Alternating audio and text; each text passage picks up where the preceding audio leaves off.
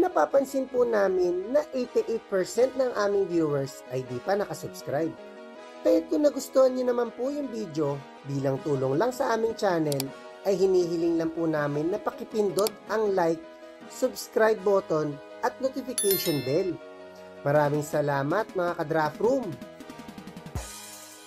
Welcome back po mga ka-Draft Room.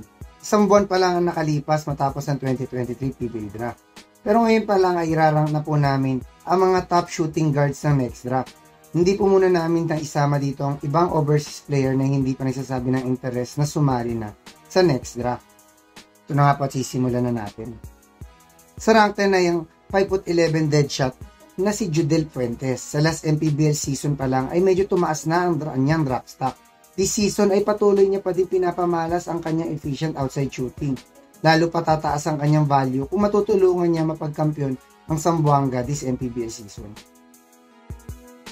Sa rank 9 ay 6'1" lockdown defender na si Reggie Morido.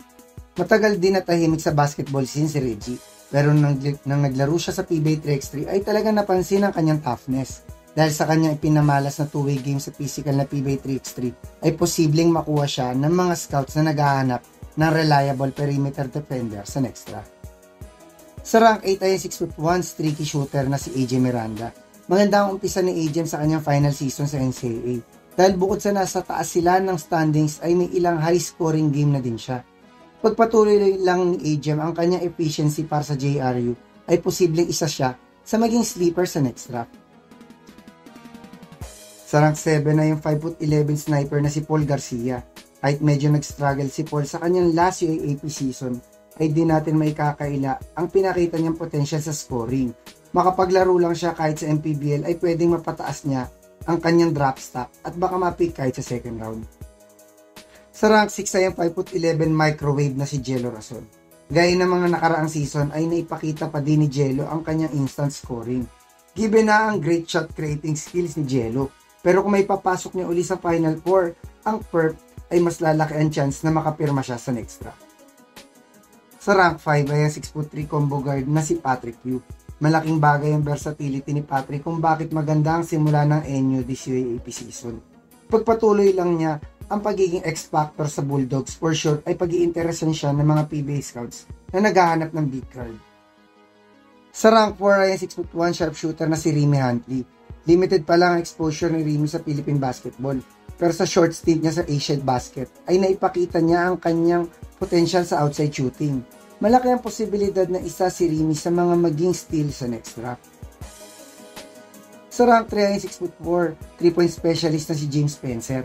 Malaking advantage ang size ni James para sa isang shooter at ang kanyang championship experience na nakuha niya sa UP. Kaya't kung sasali na siya next draft, ay surefire second rounder na siya. Isama mo pa ang experience na makukuha niya sa NBL 1 na mas mapapataas ng kanyang draft stock. Sa rank 2 ay 6'2" all-around guard na si CJ Cancino. Alam naman natin na mataas ang basketball IQ ni CJ at talagang PBA ready na. Kaya't isa siya sa mga inaabangan ng mga PBA scouts sa next draft. Mas naging efficient na din ang kanyang outside shooting. Pero kung mapagcha-champion niya uli ang UP this season ay masosolidify na niya ang pagiging first round pick next draft. At ang best shooting guard prospect sa class na ito so far ay ang 6'2" scoring machine na si Cedric Berfield. Kahit pa sa last 3 drafts ay lagi nasa consideration ang NBA G League Phil-Am sa first overall choice. Kaya talagang inaabangan na siya ng mga PBA coaches na sumali na next draft. Naipakita na din niya sa East Asia League ang kanyang elite scoring skills na nagpapatunay na kaya niya bumuhat ng team sa PBA. Madami pa ang pwedeng mabago dito sa ating ranking, lalo na pag natapos na ang UAAP at NCAA. Kaya i-update po uli natin ito once malapit na ang draft.